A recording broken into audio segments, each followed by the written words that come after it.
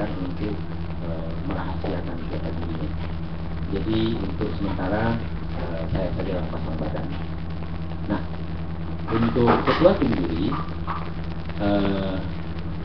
bisa menyampaikan beberapa informasi tentang bagaimana sebuah buku kemudian bisa masuk ke dalam list penjurian di seleksi di dalam Katulistiwa. Dari tahun ke tahun sebenarnya ini sudah menjadi pengetahuan umum para penulis dan lebih para penerbit. Jadi mekanismenya gampang. Penjurian yang dilakukan oleh tim juri Katulistiwa adalah buku prosa dan buku puisi. Ada dua kategori. Prosa itu ada dua, kumpulan cerpen dan novel. Nah, kumpulan cerpen ini harus kumpulan cerpen tunggal ditulis oleh seorang penulis saja, tidak boleh kumpulan cerpen bersama, dan harus menjadi buku yang pertama kali terbit. Dengan begitu buku cetak ulang tidak diperkenankan. Kalaupun ada yang memilih, itu akan kita diskualifikasi. Nah, begitu juga untuk buku novel. Jadi novel itu juga buku pertama dan sudah pasti ditulis oleh satu orang. Lalu untuk puisi antologi tunggal yang pertama juga dan tidak boleh sudah pernah diterbitkan. Jadi itu soal buku ya. Lalu soal daur terbit, daur masa terbit selalu dari tahun ke tahun Katulistiwa itu menetapkan aturan buku yang terbit dari bulan Juli ya, dari bulan Juli 2012 sampai bulan Juni 2013. Jadi 1 tahun. Jadi kalau ada buku yang terbit pada bulan Juli 2013 itu akan masuk pada seleksi pasukan, gitu ya. Nah, biasanya para penerbit dan penulis sudah tahu jadwal ini dan mereka menjodohkan daur terbit itu dengan masa kedua. Nah, tahun ini tim juri berhasil menghimpun buku prosa untuk kategori prosa sekitar 70 sampai 75 buku. Ya. Penerbitnya bukan hanya di Jakarta, meskipun tetap masih banyak yang dari Jakarta, bukan hanya penerbit mainstream, tetapi juga penerbit yang ada di daerah, bahkan penerbit indie asal dia punya ISBN, ya. Untuk puisi bahkan lebih banyak dari penerbit kecil ketimbang penerbit mainstream, ya. Puisi lebih kurang 35 sampai 40 buku, ya, sesuai dengan daur ulang tadi. Nah, caranya Katulistiwa sudah membuat list buku-buku yang akan dinilai. List itu diupdate setiap hari dan menjadi pegangan juri selama bekerja. Memang banyak yang bertanya, ada yang tidak mengirimkan, tapi tiba-tiba kok ada di dalam long list, di dalam 10 besar. Karena memang Katulistiwa aktif membuat atau mendata buku yang pola juga ya. sistem itu pola. Lalu kemudian list itu selama masa penjurian akan selalu kita update berdasarkan informasi yang datang dari para juri, ya. Itu sekedar mengantar untuk tahun ini seperti apa? untuk tahun ini. Nah, ini teknisnya. Mungkin saya akan segera, sebelum saya ke perspektif pembaca ya dari Armandani, saya akan memanggilkan Bang Richard. Bang Richard adalah penggagas dari Katulistiwa Literary Award. Kita kasih apresiasi dulu buat Bang Richard. Dan dia yang telah berbaik hati menyediakan tempat ini. Dan dia pakai celana pendek. Betul. Nggak apa-apa ya.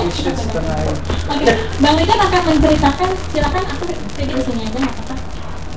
Bang Richard akan menceritakan mungkin sedikit nampak jelas ya, sudah 13 tahun Atulis Literary Award yang diselenggarakan, dan ini adalah satu dari sedikit sebetulnya award yang ada di Indonesia untuk literasi, begitu ya Bang ya? Silakan.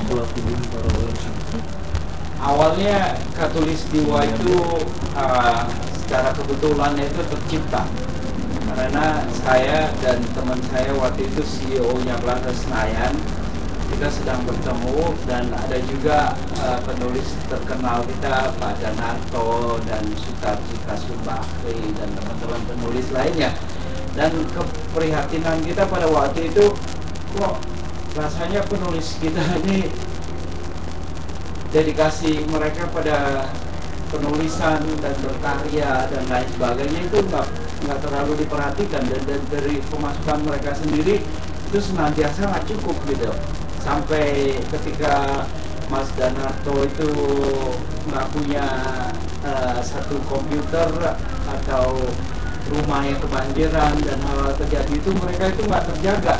Jadi waktu itu saya dan teman saya itu berpikir bagaimana kalau kita menciptakan satu award, dan pada waktu itu memang ada beberapa award dan selalu begini awardnya, mereka berikan hadiah sekian kepada penulis, tapi dia minta dari sponsor sebanyak-banyaknya, kemudian duitnya itu nanti lebih banyak di perayaan daripada diterima sama penulis gitu.